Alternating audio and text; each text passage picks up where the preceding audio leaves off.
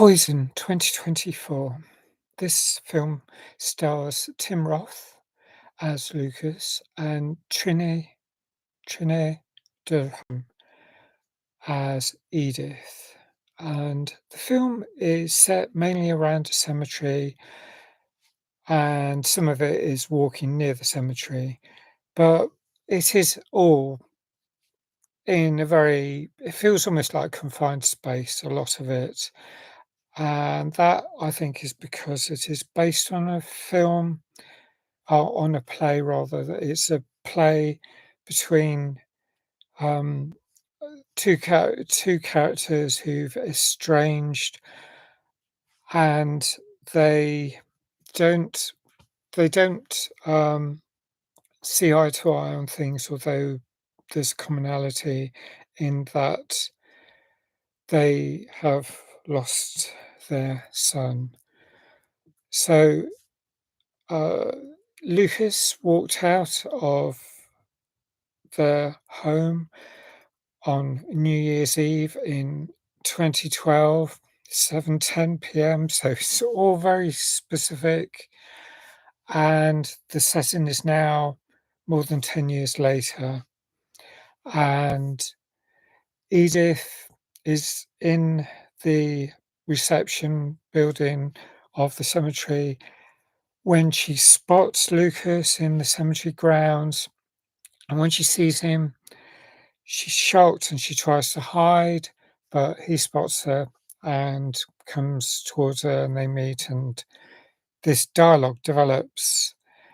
And it is a depressing theme simply because it's about grief and about loss and about how they've dealt with it in different ways. And um, they've they've got a lot of resentment towards each other, and during this dialogue they try and work it out, but half the time, and this is where it's a bit repetitive, they get angry with each other and get up and either threaten to leave or actually do walk away, and then usually start up again. The one runs after the other, or calls after the other, and they carry on the dialogue. But I find that sort of thing slightly too repetitive. The fact that it happens time and time again, and the film is just under an hour and a half in length, and I think that is a nice short length of a film, but it can feel fairly long in the sense that things keep having to happen to maintain the tension. So there's all these miniature fallouts, and I keep thinking, "Oh, is this happening all over again?" And that's where I think I might mark this film down slightly. But there's a lot about it that I did like. I mean, I thought the acting was really good. You could tell the anger felt palpable.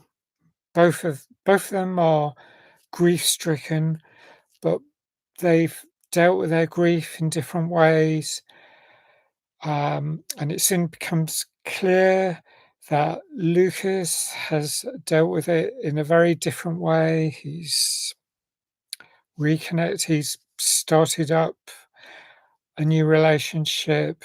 I get the impression Edith hasn't, and she's quite resentful that Lucas has done so.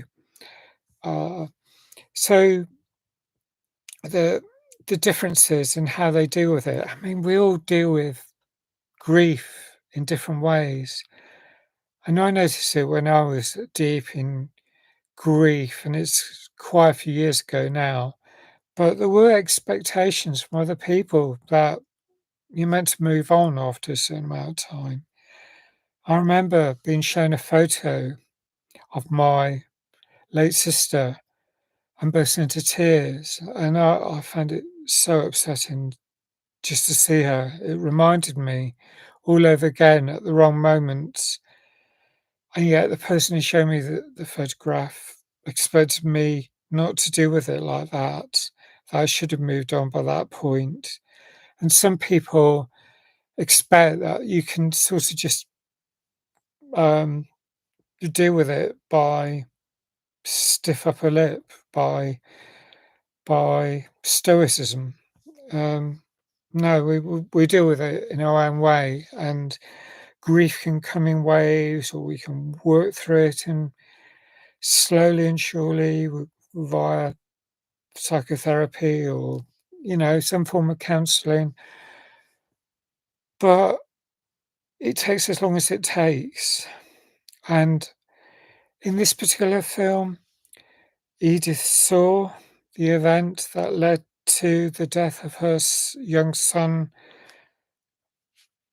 Lucas didn't, but he sure did feel it, and he's really impassioned about that.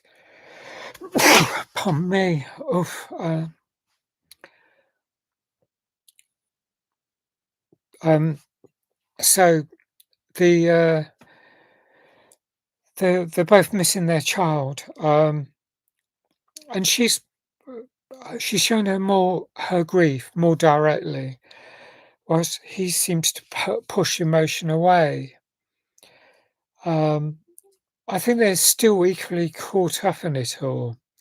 I mean, it's still a massive hole that can never really be filled. If you've lost a child, there's no way you can completely get over it. If you've loved your child, that's what the grief is. The grief is the p- price you pay for love. Um, so um, we confront the stages in different ways, and the memories affect us in different ways. And there's like some scenes where Edith is shown playing the piano with her young son, and you can see his hands playing notes whilst she's playing notes, and he's sort of bashing the notes higher up. And it feels really wistful. Um, and Tim, sorry, not Tim, Lucas, he's like moved. He's said at one moment that he's taken up singing, and this amuses Edith. Um, I suppose with some people, you throw yourself into work. I remember the moment I got told about the loss of my sister, I was doing something. Within a few minutes, I was going back to it was actually editing a YouTube video, believe it or not, and I carried on. I didn't know what else to do. After a while, I stopped and I went on social media, told friends that I wouldn't be participating much in social media for a while. And some people queried what was happening, and some people seemed a lot more sympathetic than other people. And that's the thing, some people uh, don't handle it the same way. So there's how we deal with it, how we deal with the recollections, the memories, everything, how we see it, how we feel the grief. I mean, it is a huge gap, whatever happens. If if you if it's someone you're close to and you love. And the scene that really got me that does appear in the trailer is Lucas, who curls up on the wet tarmac of the road outside, well, maybe not the road, but perhaps the pavement, and he curls up in the wet, and that's a moment. It kind of reminded me a bit of when I just started bawling my eyes out into the bed sheets, and I did that for hours that particular day. I didn't know what else to do, and I mean, you have to sort of come to terms with what's happened in your own way, and your mind plays tricks, and your mind takes a good long while to get used to the new reality, and things don't feel the same. But your mind can protect you for quite a while. I mean, there's denial, there's stuff like that. So getting angry with another person for how they've dealt with grief can be very unfair. And yet both parties want support, and so the resentment that the other party's not there to help the other person, if they go absent, I could understand why there's resentment. I remember people falling out because the tension over such a thing, such a close grief as losing your own offspring. It is so heavy. I haven't experienced it myself, but obviously close people to me have experienced it. It's incredibly difficult. I've seen it. So all the anger, the tenderness, this film covers it in depth.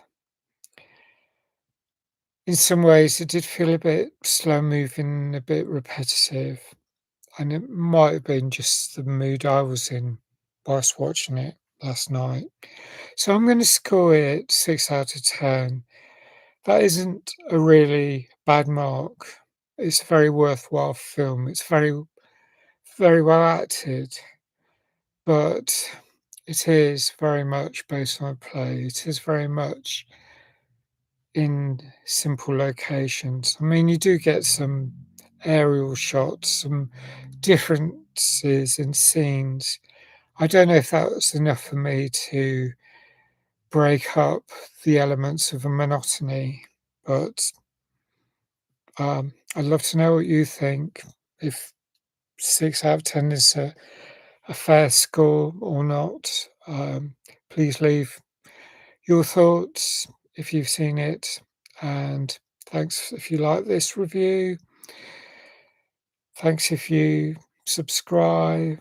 Please hit the notification, and hope to see you again soon. Bye for now.